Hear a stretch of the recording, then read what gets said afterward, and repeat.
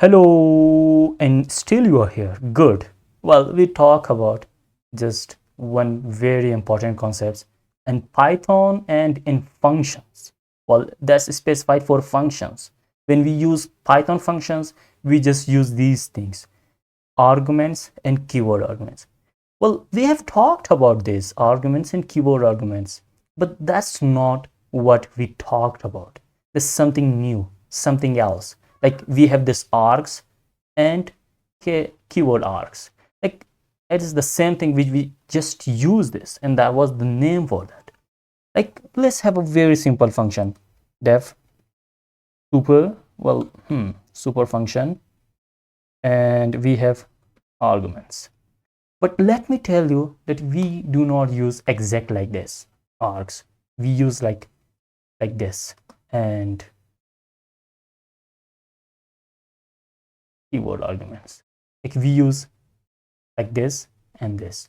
Let's comment out this, and a very simple function we have here, arguments we have used, and I want to return just like the sum of arguments, and I want to call this function superfunc, very simple, and 1 2 3 4 5, very simple.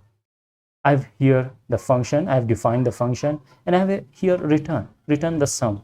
Sum means sum is a function, sum is something which already in Python, sum we have just used that. Well, sum is not something to sum or to call a function. It's something like we have not created this. It's obviously a function, but we have not created this. So in Python, function sum means something. So let's run this. Well, it has thrown an error, like type error. Superfunc takes one positional argument, but 5 were given.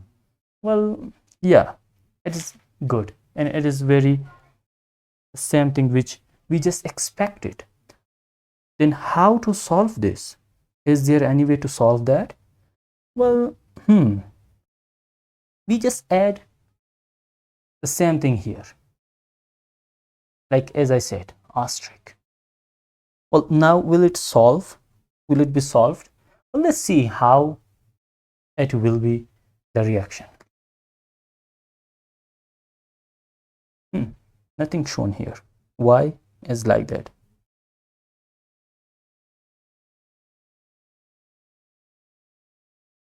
Well, we have not printed anything.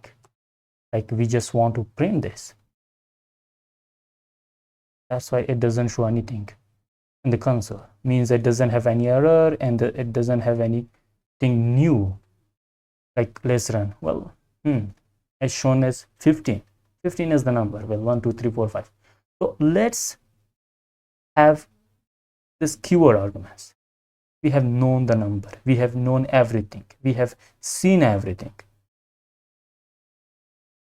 Now let's have the keyword arguments. We have the same thing, and I want to pass this keyword arguments, and in keyword arguments I want to have this here. Well, instead of sum, I want to print something here.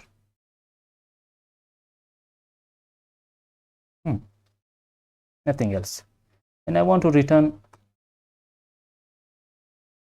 the sum.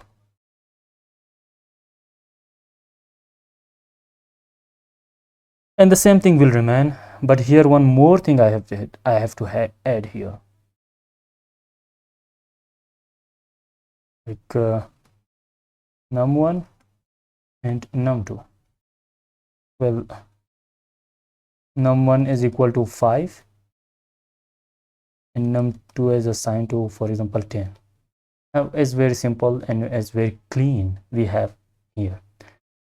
If I run this, wow, it has shown me something in dictionary, like num1 is 5 and num2 is 10. So it is the power of keyword arguments.